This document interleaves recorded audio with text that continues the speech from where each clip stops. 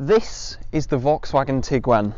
It's been with us in one form or another since 2008, and I think it's transformed from a bit of a ugly duckling into, well, not quite a swan, but definitely a more handsome design.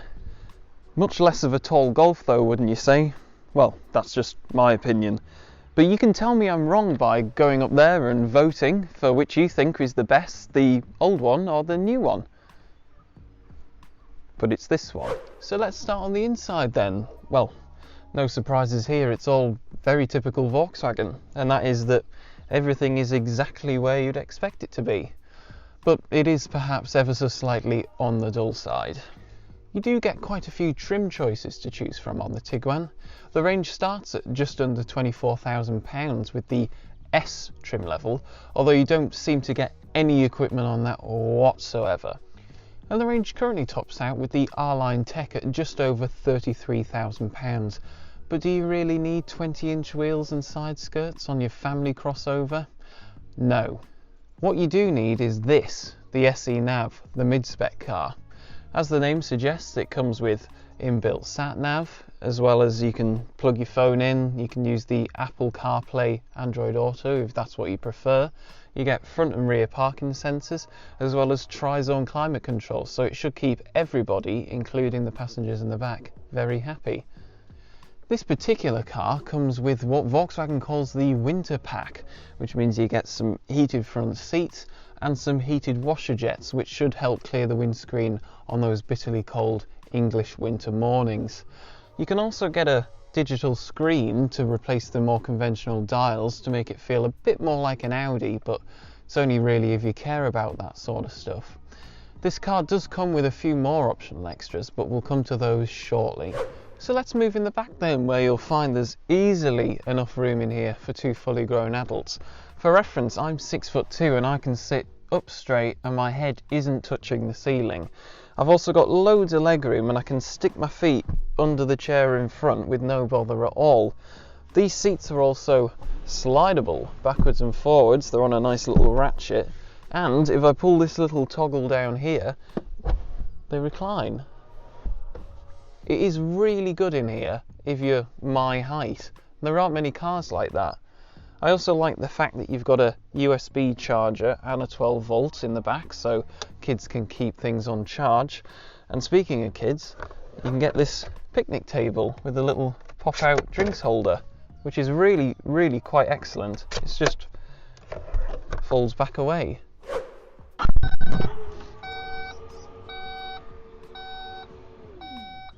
Is all that beeping really necessary?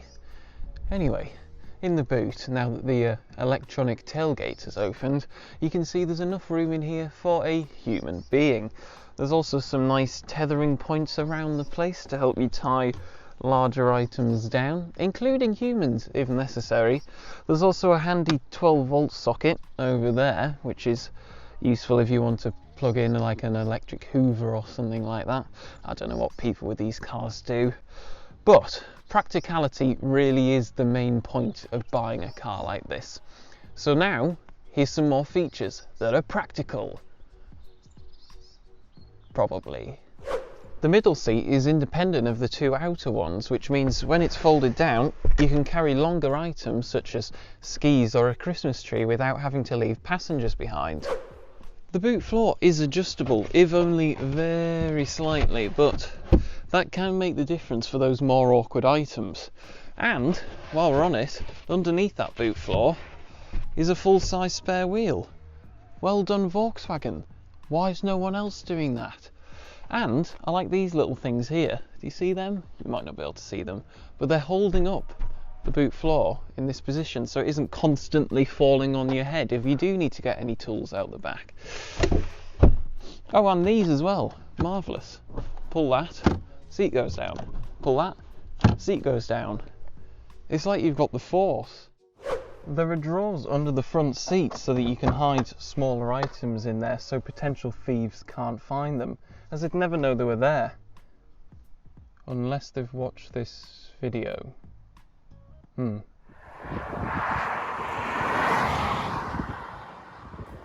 So, what's it like on the road then? Well, I hate to say it again, but it is typical Volkswagen, it really does just feel like a bigger, taller Golf, and that's no bad thing. The steering is dead light, so it's super easy to use while you're driving around town, and there's quite good all-round visibility, which means it's easy to park as well. It's even easier if you spec the car with a rear-view camera and all-round parking sensors. It helps give added peace of mind if you're not a particularly confident driver. It comes with more technology too. This car has adaptive cruise control, and that is a brilliant safety feature. Basically, when you're driving along the motorway, you can set the systems in the car to follow the car in front at whatever distance you feel is safe. So if the car in front speeds up, you'll speed up. If the car in front slows down, you'll slow down. It's brilliant. You basically don't have to think about driving. In fact, the only thing you do have to do is steer. But as this car comes with lane keep assist, it'll keep you in the line even if you're dozing off or not paying full attention. The Tiguan comes with a choice of both petrol and diesel engines. The petrol range starts off with a 1.5 130 horsepower unit, and you can get a 2 litre 230 horsepower unit if you so desire. If you insist on going for a diesel, then they're both 2 litres with either 150 or 190 horsepower. The base petrol engine comes with 2-wheel drive only, whereas the two higher output petrol and diesel engines come with 4-wheel drive as standard. You can spec 4-wheel drive, or 4Motion as VW calls it, but how often do you really think you're going to be going off-road? And if you do, would the front-wheel drive one do alright? So to find out, I've come to North Yorkshire to see if I can find a rutted lane that I can test its off-road capabilities on. That one will do. Right, this might not come across as that challenging on camera, but that's pretty steep if you ask me. Right. I haven't got 4-wheel drive or diff locks, but let's just go and see what happens. Oh, big potholes. I'm gonna have to go over this side. Oh, slipping. Bit of traction control light came on then. It does not like this gravel, but it didn't get stuck. I'm trying to remember to keep my hands, on my thumbs rather, outside the steering wheel. Oh, this is going to start. Oh, there's some water. Excellent. Yeah. Just do that, I guess. Oh god, that's quite a large one now. Oof. Out the other side. Perfect. Stop it. Oh, Jesus. Don't think my Lotus would go along here very well.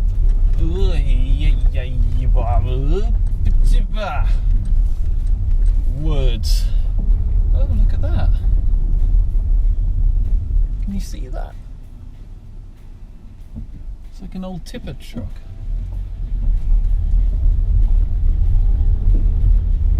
It's amazing what you can find in the countryside. Going through some woods now.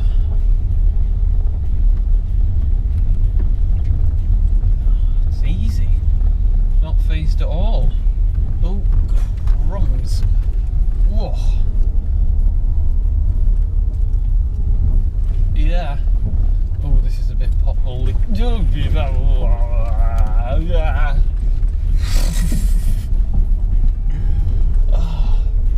Off-roading is so... Why is off-roading so much fun? You're only doing about 4 miles an hour. Ooh, this is a bit gnarly. Ooh, bit of ABS kicking in then. Again, that added ground clearance is helping us over the sort of hump in the centre. something's rattling around. It's probably my knee. Oh, now you see the all-round parking sensors that are extra on this are going a bit mad. Well, there you go. Easy. I mean, four-wheel drive might have been a bit better, but... In conclusion then, would I buy one? Well, no. I just don't really see crossovers as being necessary vehicles. I always think that the hatchback equivalent of these cars are much more sensible. They're cheaper, faster, more fuel efficient, look better, carry the same amount of people.